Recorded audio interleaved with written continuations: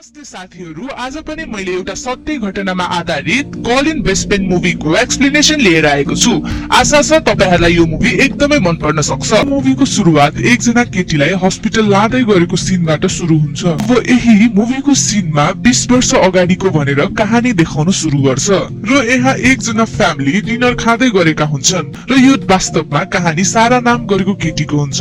ऊ अहिले 17 वर्षकी हुन्छ र केही महिना भित्रै 18 वर्ष लाग्न लागेकी हुन्छ। साराले आफू डिनर पछि पार्टीमा जान्छु ल भनेर सोध्दा उसको ड्याड डनले मान्दैन र कराउन थाल्छ र यहाँ सारा र उसको ड्याड बीच ठूलै आर्गुमेन्ट हुन्छ र रिसाउँदै आफ्नो रुमतिर जान्छ। त्यहाँ साराको सिस्टर एमी पनि आएकी हुन्छ, तर यता भने सारा लुकेर आफ्नो बोयफ्रेन्ड क्रिससँग पार्टीमा जान्छ। सारा त्यहाँ हुँदैन र त्यो देखेर साराको ड्याड डन निकै रिसाउँछ र रातभरि बाहिरै बसेर साराको वेट गर्छ र यता भने सारा क्रिससँग पार्टीमा क्वालिटी टाइम स्पेन्ड गरिरहेकी हुन्छ र त्यहाँ तिनीहरूले डान्स गर्छन् अनि त्यहाँ क्रिसले साराको लागि लेखेको गीत पनि सुनाउँछ र दुवैजनाले यहाँ रमाइलो पलहरू बिताउँछन्।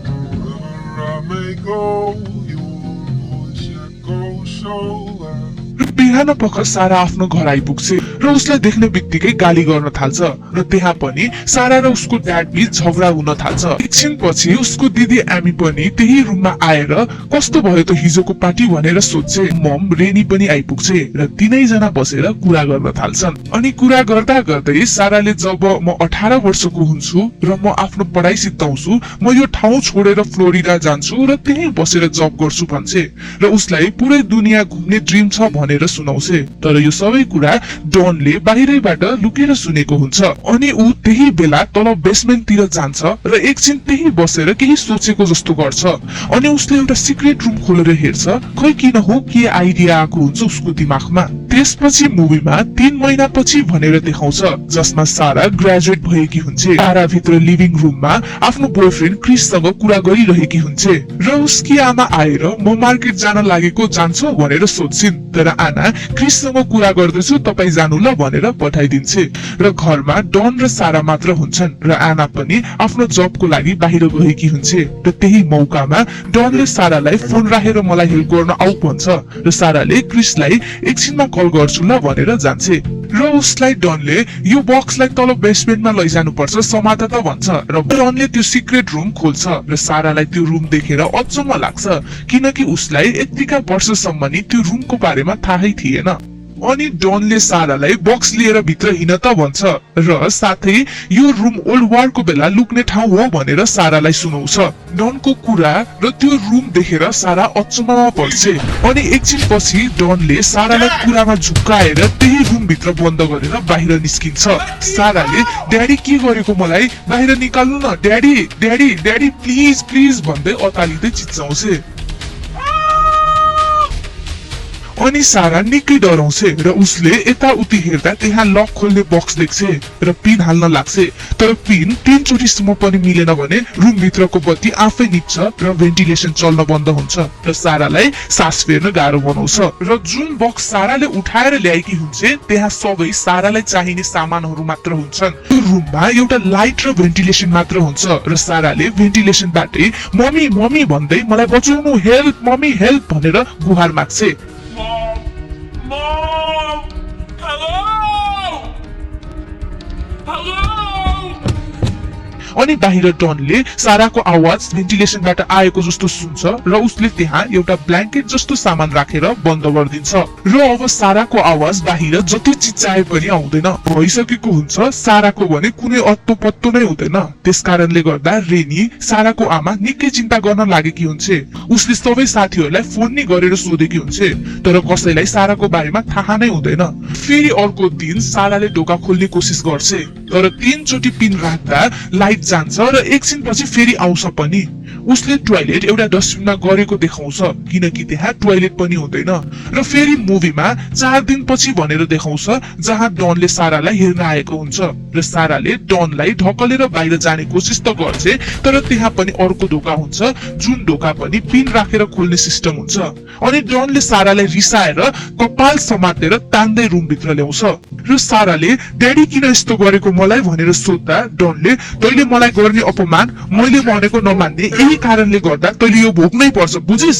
मैले खा भन्दा मात्र खान पाउँछस्, सास फेर भन्दा मात्र सास फेर्न पाउँछस्, मलाई खुसी राख बल्ल तैँले खुसी पाउँछस्, बुझिस कि बुझिनस् भनेर सोद्धा सारा बोल्दै बोल्दिन। अनि डनले रिसमा त्यसो भए ला भनेर सारालाई कसरी एक झापड हान्छ र समातेर जबरजस्ती सारालाई आफ्नै छोरीलाई पहिलोचोटि त्यही रेप गरिदिन्छ। दिन देखेर मलाई त्यस्ता बाउहरूदेखि निकै घिन लागेको थियो।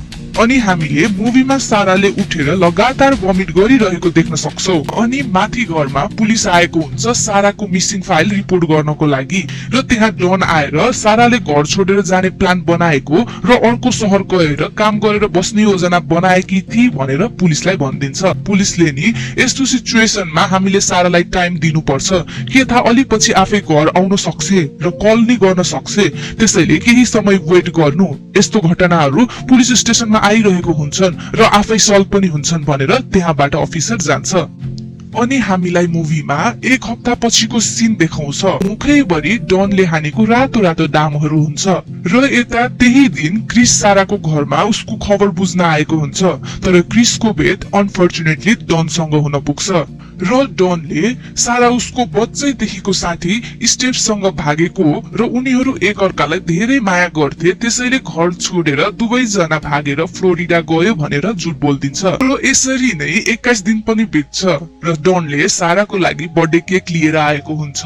त्यो दिन सारा 18 वर्ष पुगेकी हुन्छ र डनले क्यान्डल फुकेर विश माग्न भन्छ र साराले नि डनले भने अनुसार नै क्यान्डल फुक्छ। अनि डनले साराको लागि एउटा रेड कलरको ड्रेस पनि ल्याइदिएको हुन्छ र ड्रेस लगाएर देखाउ भन्छ र साराले नि उसले भने अनुसार नै गर्छ।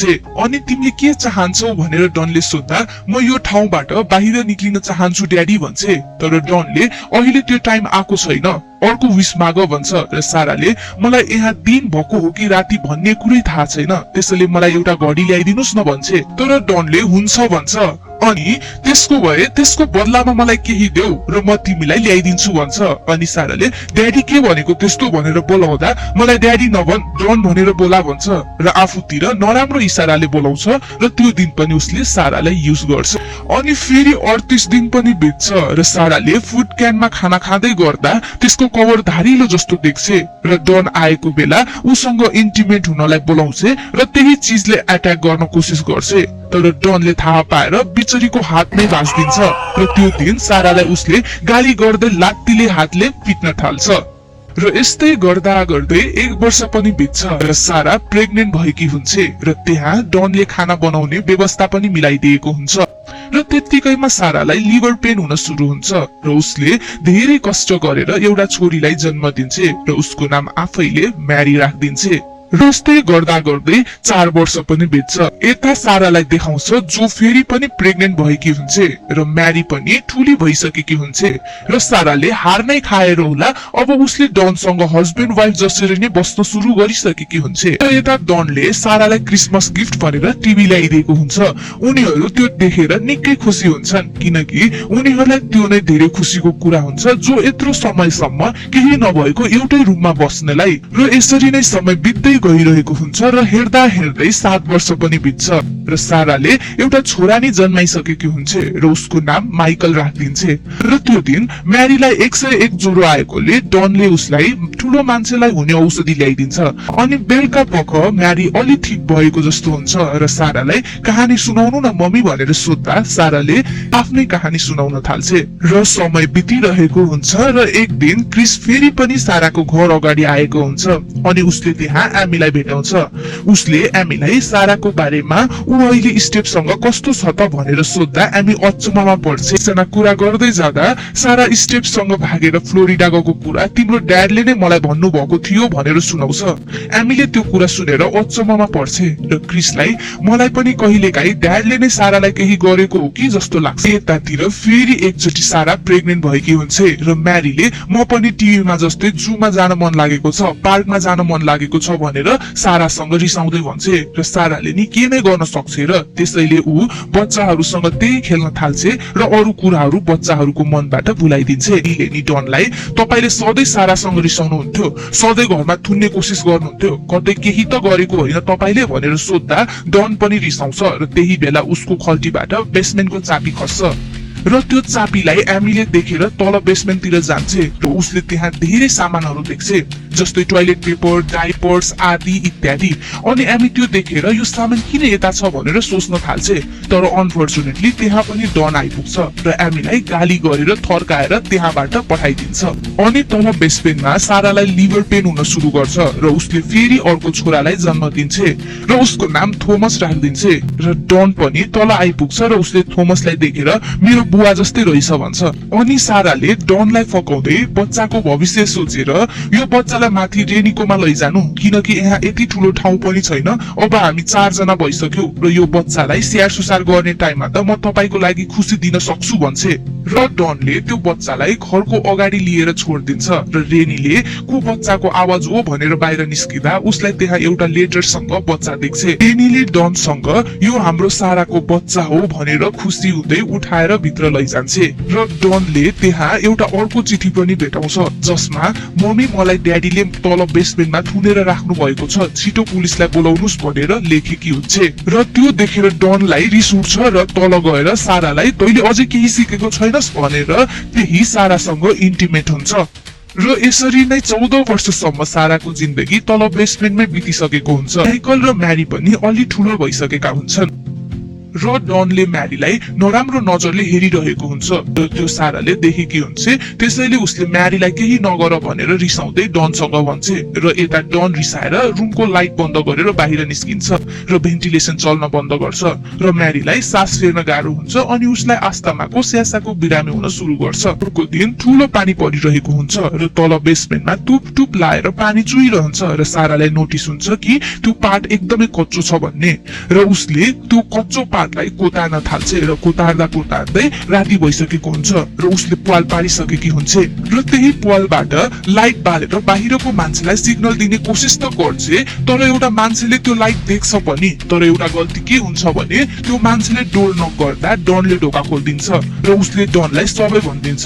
त्यो देखेर डन रिसाउँदै तल बेसमेन्टमा गएर सारालाई लाठीले हातले ध्याम्की ध्याम पिट्न थाल्छ र त्यही बेला माइकल र म्यारीले रोक्छन्। त्यो कारणले गर्दा साराको बच्चा त्यही मर्छ र डनले त्यो बच्चालाई लिएर आफ्नो गार्डनमा गाड्दिन्छ। अनि त्यही बेसमेन्टमा बस्दा बस्दै 18 वर्ष पनि बितिसकेको हुन्छ। डनले माइकललाई बर्थडे गिफ्ट ल्याइदिएको हुन्छ र साराले थोमसको हाल खबर कस्तो छ भनेर सोध्दा डनले थोमस धेरै ठुलो भइसक्यो, अब अर्को महिना उसको बेसमेन्ट टुर्नामेन्ट छ भनेर सुनाउँछ र त्यो सुनेर माइकलले नि म नि बाहिर खेल्न चाहन्छु नि ड्याडी, हामीलाई कहिले बाहिर जान दिनुहुन्छ भनेर सोध्दा डनले जवाफ दिँदै जब तिम्रो मम्मीले केही म्यानर सिक्छ र मलाई राम्रो व्यवहार गर्छ त्यो दिन बल्ल तिमीहरू बाहिर जान पाउँछौ भनेर सुनाउँछ। र माइकल रिसाउँदै त्यो दिन कहिले आउँछ, 1 महिनामा 1 वर्षमा 2 वर्षमा कहिले भनेर रिसाउँदै सोध्छ। अनि साराले माइकलको तर्फबाट सरी माग्छ र डन त्यहाँबाट जान्छ। माइकललाई साराको त्यस्तो हालत देखेर नराम्रो लाग्छ र सबै सामानहरू मिलाएर सारालाई माफी माग्छन् र त्यही बेला साराले नि अब तिमीहरू ठुलो भइसक्यौ, तिमीहरूलाई यो जान्नु आवश्यक छ भनेर उसको र डनको नाता के हो र कसरी यस्तो हालतमा आई भनेर सुनाउँछ। यो कुरा सुनेर माइकल र म्यारी धेरै निराश हुन्छन् र डराउन थाल्छन् र डरले म्यारीलाई आस्थमा एट्याक आउँछ र सास फेर्न गाह्रो बनाउँछ र साराले रुँदै जे भए पनि जस्तो भए पनि म तिमीहरूलाई धेरै माया गर्छु भन्छ। अर्को दिन डन आएर सारालाई गाली गर्न थाल्छ, कस्तो भएर बसेको, अलि राम्रो हुनु पर्दैन भनेर। अनि त्यो सुनेर माइकल रिसाउँछ र डनसँग झगडा गर्न थाल्छ। डनले माइकललाई थोमससँग कम्पेयर गरेर त थोमसको दाइ होस्, त्यही पनि थोमस त भन्दा ठुलो छ र एउटा मर्द जस्तो छ, त जस्तो लुटे होइन भन्छ। झन् त्यो सुनेर माइकल रिसले आगो हुन्छ र डनलाई पिट्छ अनि डन बाहिर गएर फेरि रुमको लाइट बन्द गरिदिन्छ। अनि अझै समय बित्दै जान्छ र टाइमसँगै डनको जब पनि जान्छ। उसको पैसा यति चाँडै सिद्धिरहेको हुन्छ कि रेनीले पैसा कता खर्च भइरहेको छ भनेर सोध्दा ऊ रिसाउँछ र यता साराले भेन्टिलेसन खोलेर लाइट बाल्छे, कसैले थाहा पाउँछ कि ऊ त्यहाँ छ भनेर, तर केही हुँदैन र डनलाई केही समयपछि घरको ओनरले घर खाली गरिदेऊ भनेर लिगल नोटिस पठाएको हुन्छ र डनलाई अब टेन्सन हुन सुरु गर्छ। उसले केही सम्हाल्नै सकिरहेको हुँदैन, त्यसैले उसले एक दिन एउटा पाइपलाई बेसमेन्टको भेन्टिलेसनमा राखिदिन्छ र गाडीको धुवा फालेर सबैलाई मार्ने कोसिस गर्छ। तर त्यतिकैमा त्यहाँ थोमस आइपुग्छ र उसको त्यो प्लान सक्सेस हुँदैन। र अब फेरि पनि 20 वर्ष बितिसकेको हुन्छ र म्यारी निकै बिरामी हुन्छ। उसलाई आस्थमाले धेरै च्यापिसकेको हुन्छ र त्यही दिन थोमसको बेसबल टुर्नामेन्ट राम्रो भएकोले घरमा ग्रिल पार्टी भइरहेको हुन्छ र त्यो धुवाले नि तल बेसमेन्टमा निकै असर गरिरहेको हुन्छ र यता भने म्यारीलाई धेरै गाह्रो भइसकेको हुन्छ र बल्ल बेलुका पख पार्टी सिद्धिएपछि डन आइपुग्छ र साराले उसलाई डाक्टरको आवश्यक छ नत्र उ मर्छ भनेर सुनाउँछ। तर पहिला डनले मान्दैन तर पछि भने साराले म कसैलाई केही भन्दिन भनेर रिक्वेस्ट गर्छ र डनले हुन्छ भनेर माइकललाई त्यही छोडेर म्यारीलाई लिएर हस्पिटल जान्छन् र यो यही सिन हो जुन हामीले मुभीको फर्स्टमै देखेका थियौं। र यत्रो वर्षपछि बल्ल सारा बेसमेन्टबाट बाहिर निस्केकी हुन्छ र उसलाई पहिलाको यादहरू आउँछन् र डाक्टरले बल्ल तल्ल गरेर म्यारीको ज्यान बचाउँछन्। एकछिन पछि नर्स त्यहाँ आइपुग्छ र पेसेन्टको कुनै पनि मेडिकल हिस्ट्री नै छैन, कुनै पनि भ्याक्सिनेसन लगाएकै छैन भनेर सुनाउँछ र एउटा डकुमेन्ट दिँदै भर्न दिन्छ र साराले डनको आँखा छलेर डकुमेन्टमा पानीको ग्लास पोखाइदिन्छ र डनले सारालाई कहीँ नजा त भनेर नयाँ फर्म लिन जान्छ। त्यही मौकामा सारा त्यही नर्सको पछि पछि जान्छ र डनले त्यो देखेर सारालाई चिच्चाउँदै साराको पछि पछि जान्छ र साराले एक्कासी नर्सलाई अंगालो मारेर प्लिज मलाई बचाउनुस् न मद्दत गर्नुस् भन्छ र लक्कीले त्यहाँ एउटा पुलिस अफिसर नै हुन्छ र उसले डनलाई समात्छ र साराले सबै कुरा बताइदिन्छ र एकछिन पछि तल बेसमेन्टबाट माइकललाई नि बाहिर निकाल्छन् र त्यो देखेर रेनी र थोमस शकमा हुन्छन् र रुन थाल्छन् र यता डनलाई जेल हुन्छ। र मुभीको लास्ट पार्टमा 3 जना भाइ बहिनीहरू मिलेर खेलिरहेको देखाउँछ र सारा आफ्नो मम्मी र दिदीसँग बाहिर कुरा गरेर बसिरहेकी हुन्छ र त्यही बेला त्यहाँ क्रिस पनि आइपुग्छ र सारालाई ड्राइभको लागि लिएर जान्छ र क्रिसले मैले तिमीलाई बचाउन सकिन, तिमीलाई खोज्न सकिन भनेर माफी नि माग्छ र सारा निकै खुसी हुन्छ र दुवैजना घुम्न जान्छन् र मुभीको एन्ड यही हुन्छ।